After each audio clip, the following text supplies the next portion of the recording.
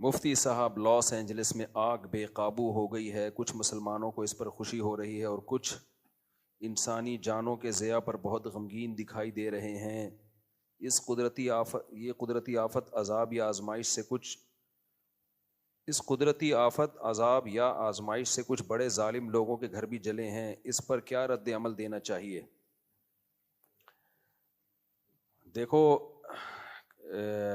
کہیں بھی کوئی عذاب آئے یا آگ واگ لگے یا کوئی بھی مصیبت ہو، لوط علیہ الصلوۃ والسلام کی قوم کا عمل ہمارے سامنے ہے۔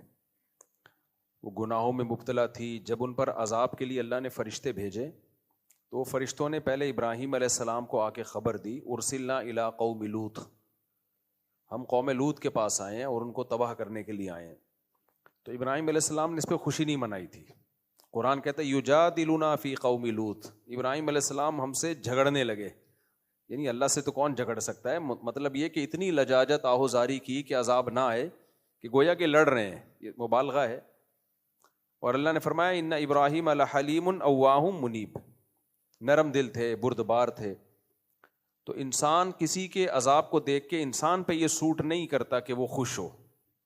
ہمیں تو بس اللہ کے عذاب سے پناہ مانگنی چاہیے کہ اللہ نے جو کافروں کو بھی عذاب دینا ہے آخر میں ہی رکھے، دنیا میں اللہ کسی کو عذاب نہ دے۔ تو اس پہ خوشی نہیں بنتی جو آگ لگی ہے، یہ جب مان لیا جائے کہ وہ سارے ظالم ہی ہیں۔ ایسا ہوتا بھی نہیں ہے، جب کسی علاقے میں آگ لگتی ہے کچھ برے ہوتے ہیں کچھ اچھے ہوتے ہیں۔ البتہ اتنی بات ضرور ہے کہ یہ عبرت کی بات ضرور ہے۔ غزہ میں جب آگ لگی ہے، جو روزانہ آگ لگ رہی ہے، روزانہ بم برسائے جا رہے ہیں جس میں معصوم بچے جل رہے ہیں، اس آگ پہ کوئی نہیں روتا۔ یہاں جب آگ لگی ہے تو پورے میڈیا نے اس کو فوکس کیا ہوا ہے، کوریج۔ تو ہم یہ نہیں کہہ رہے کہ اس آگ کو آپ کوریج نہ دیں، اس کو بجھانے کی کوشش نہ کریں۔ یہ جیسے انسان ہے تو غزہ میں رہنے والے بچے، عورتیں، وہ بھی تو انسان ہیں، ان کے بارے میں خاموشی اختیار کر لینا، بلکہ اور اسرائیل کو اپریشیٹ کرنا، پروموٹ کرنا، اس کی مدد کرنا، تو پھر انتقام کی اللہ کی آگ بھی جوش میں آتی ہے۔ اور اللہ بتاتا ہے کہ تم جو کر سکتے ہو تم کرو، میں جو کر سکتا ہوں وہ میں کروں گا۔ وَمَكَرُوا وَمَكَرَ اللَّهُ وَاللَّهُ خَيْرُ الْمَاكِرِينَ۔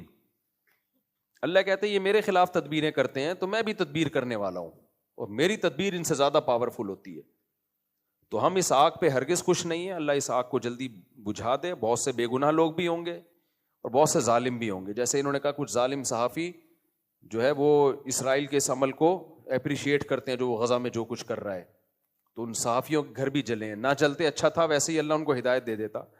لیکن یہ عبرت کی بات بہرحال ہے کہ اللہ جو عرش پر ہے وہ لا تحسبن اللہ غافلا عما يعمل الظالمون، اللہ کہتے ہیں اللہ کو غافل مت سمجھو جو کچھ ظالم لوگ کر رہے ہیں۔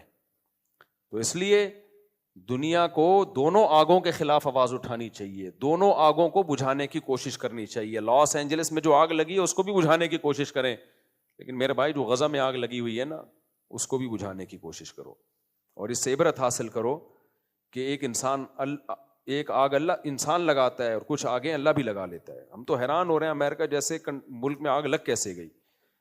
یورپ، امریکہ، کینیڈا، جاپان، ان ملکوں میں گیا ہوں، آگ سے بچنے کے لیے انہوں نے اتنی تدبیریں اختیار کی ہوئی ہوتی ہیں کہ آپ کی سوچ ہے۔ ہر بلڈنگ میں فوارے لگے ہوئے ہوتے ہیں، آٹومیٹیکلی آگ لگے گی تو یہ خود بخود یہ آن ہو جائیں گے۔ اور سڑکوں کے کنارے سڑکوں میں جو ہے نا ایسی جال بچھایا ہوا ہوتا ہے گیسز کا، کہ جیسے ہی یا پانی کی لائنیں الگ سے ہوتی ہیں کہ آگ لگی تو یہ خود بخود کھل جائیں گی۔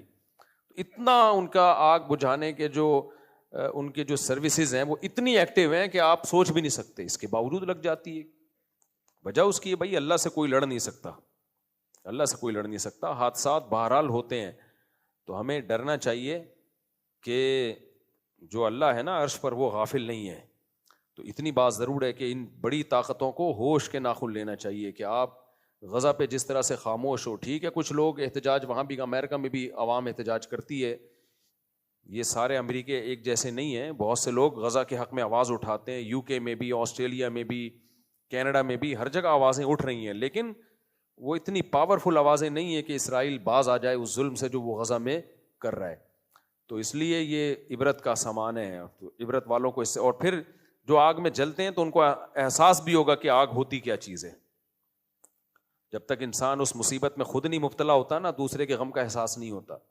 جو اللہ نے ہمیں رمضان میں روزے رکھنے کا حکم دیا اس میں بہت ساری حکمتوں میں ایک حکمت یہ بھی ہے کہ بھوکا رہ کے غریبوں کا احساس ہوتا ہے کہ بھوک کیا چیز ہوتی ہے. جن کو کھانا نہیں ملتا ان بیچاروں کی کیا کیفیت ہوتی ہے. تو اللہ کی طرف سے آزمائشیں, اللہ تعالیٰ اس آگ کو جلدی بجھائے اور اس عذاب کو جلدی ٹالے, ختم کرے, اور لوگ جتنے جو زخمی ہیں اللہ ان کو جلد سے جلد شفا دے. لیکن اللہ اس سے ان ظالموں کو سیکھنے کا موقع بھی دے, عبرت کا موقع دے کہ جنہوں نے غزہ میں آگ لگائی ہوئی ہے, یا آگ لگائی تو نہیں ہے لیکن اس آگ کو وہ پروموٹ کر رہے ہیں, اپریشیٹ کر رہے ہیں ظالموں کو, کی حوصلہ افزائی کر رہے ہیں, یا اس آگ لگانے میں ان کے شریک بن رہے ہیں.